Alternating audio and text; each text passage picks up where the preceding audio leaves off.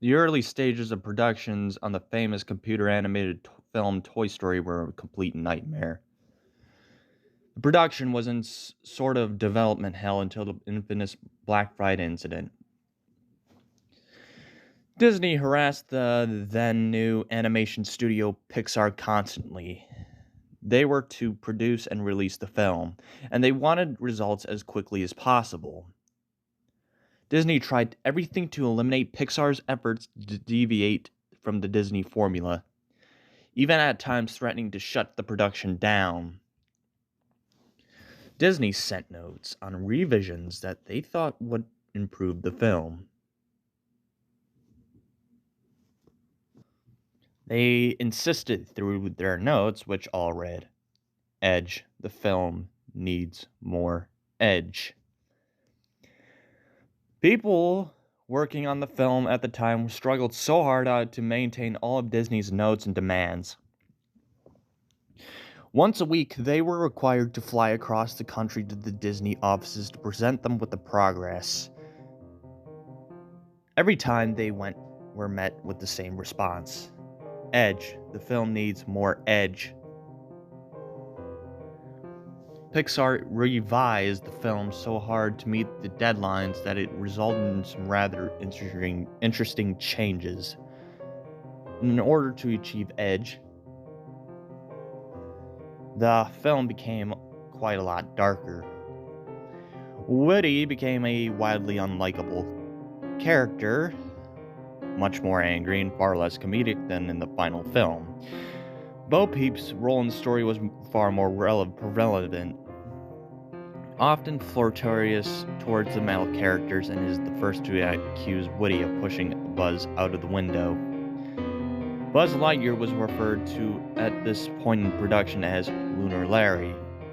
He's highly reminiscent of an older superhero, talking in a deeper voice and is even more deluded and ignorant of his surroundings. The other toys were relatively unchanged, save for minor aesthetics differences. Pixar employees worked literally 24/7 nonstop. Director John Lasseter joked on more than one occasion that he had the best parking space on the office because his car hadn't moved for over 3 days.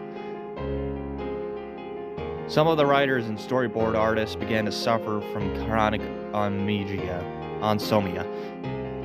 A few writers reported seeing visions of Buzz and Woody taunting them on their lack of progress, chanting, "Edge. The film needs more edge." But many of the initial writers quit because due to the stress it was putting on their personal lives.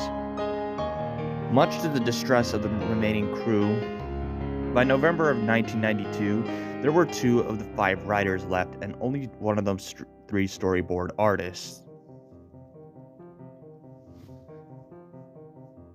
The remaining storyboard artist was named Ralph Thompson. He joined the Pixar team in the winter of 1987, working on the short films such as Tin Toy and Knick Knack. At the same time, he did some storyboard work for The Nightmare Before Christmas with fellow artist Joe Ranft. Joe came down with serious illness and hadn't been in work in a week. Ralph worked constantly in fear and the inevitable correction by Disney. More edge, more edge. Each presentation meant another row of sleepless nights of rewriting and redrawing the same characters in the same bedroom over and over and over. It was maddening. One morning, the John Lasseter, Andrew Stanton, and other higher-ups at Disney came into the office and told everyone what happened at their meeting. Disney felt that things were not looking very good for the film and demanded that in less than a week they would see the complete film and story reels, storyboards with audio, with massive revisions. There was a general groan and whining from the crew, and they went back to working. Ralph worked harder than all the others involved, sometimes At 2 in the morning, one of the writers would walk into Ralph's office with a packet of newly written scenes. More to draw, and with more drawings meant more scratch voice work. When a film is still in the writing storyboarding stages, artists will do temporary voices for the story reels. He had Disney's vague instructions racing through his mind. More edge, edgier, more. We want results, people. Edgier. This is a business. Faster, more edge. Move on already. He thought to himself this exactly. The film needed an edge. It needed to be more darker, more cynical. It needed more adult humor in situations. It needed a little attitude. Of course, Ralph, you goddamn retard. How couldn't you see it sooner? Edge. All of those hundreds of hours bent over a desk and all you needed was edge. Why didn't you listen sooner? He gave the film an edge. The story reels were flown over the main crew to the head offices at Disney. The date was November 27th, 1993, Black Friday, when the film was brought into Disney's screening room. The reel was about 48 and a half minutes long. The movie started out as a Western-style shootout between Woody and Andy, resulting in Andy being shot down. It's revealed that this was just a game played inside of Andy's mind. The film continued on with little problems for about the first 20 minutes or so. What through several gags seemed off with this overall tone of the film. For example, Mr. Potato Head would pull one of his eyes out and kick them under Bo Peep's dress for a look-see. There were several scenes of Woody yelling at the toys to stop caring about Buzz, Larry, and pay attention to him, accumulating in insults or minor acts of violence. The scene comes when Andy can take only one toy to Pizza Planet, and Woody pushed Buzz out of the window. Woody offers to shake hands with Buzz, Larry, only to throw him out of the window. There is a stock smashing noise. The other toys are shocked and antagonized Woody for what he has done. Woody shows little remorse and screams at Slinky Dog to make the toys stop harassing him. After much yelling, with one of the Green Army men saying the word "God damn," the toys grab Woody and toss him out of the window as well. He falls onto the ground with a low thump. Cheering is heard from the interior of the house. The quality on the storyboards became much more less refined, and almost like chicken scratched. Woody gets up and sees Buzz. Buzz's body was shattered on impact. His arms and legs were broken off and located only a few inches away. There was a large crack down the middle of the chest, revealing a mess of the buttons and wires inside. He gave off an electrical twitch motion on his head. His eyes looked as if they were about to pop off of their plastic sockets. The twitching stops after a few moments as Woody looked in fear as what he has done to Buzz and runs off. There is a jump cut to this scene where the two get stuck in a claw machine. The storyboard art is back to normal level of quality. The machine is filled with sunglasses, wearing pizzas as opposed to the aliens in the finished movie. Buzz is completely unharmed and intact. The scene is almost verbatim to the final film. Sid, the antagonist in control of the claw, was wearing a yellow t-shirt and smoking 3 cigarettes at once. The claw grabbed Woody and Buzz, Larry, and putting them into the clutches of... There is another jump cut. Once again, returning to the chicken scratch style of artwork, the scene is inside of Sid's room. Woody looks around in the room in fear.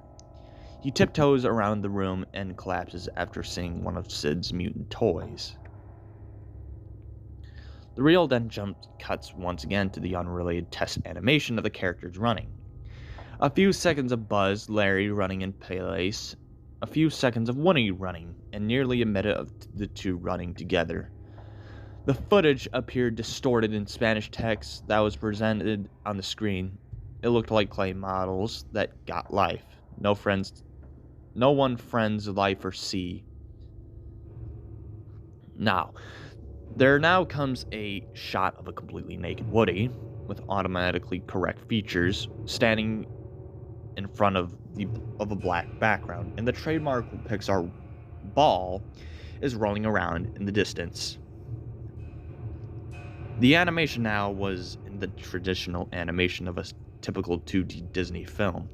Woody stares directly into the camera, while his flesh begins to rot away with the exceptions of his eyes, which remain intact. Woody begins to moan in a low voice. What remains of his lips curl into a smile. Bits of flesh peeling off as this happens. He lifts up his decomposing arm and manually waves into the camera. His finger digs into his eyes. Dark blood oozes out of their sockets. Woody begins to scream and growl. Don't you want it? Don't you want it? Don't you love it? He digs so deep as to rip the entire half of his head off. Woody gives a sigh of relief and begins to eating the flesh off of the skull before tossing it aside. He writes the word edge on the screen with his rotting fingertips. The remaining 15 minutes of the reel were pencil scribbles accompanied by the shrill scream of a young woman. The word edge was burnt into the projection screen. The screening ended in complete silence. The chairman at the time, Jeffrey Katzenberg, walked out of the screening room quietly telling his colleagues, they were following all of the notes that we were giving them. Upon returning to Pixar offices, writer Pete Docter found the body of Ralph Thompson in an enormous pile of paper in his office.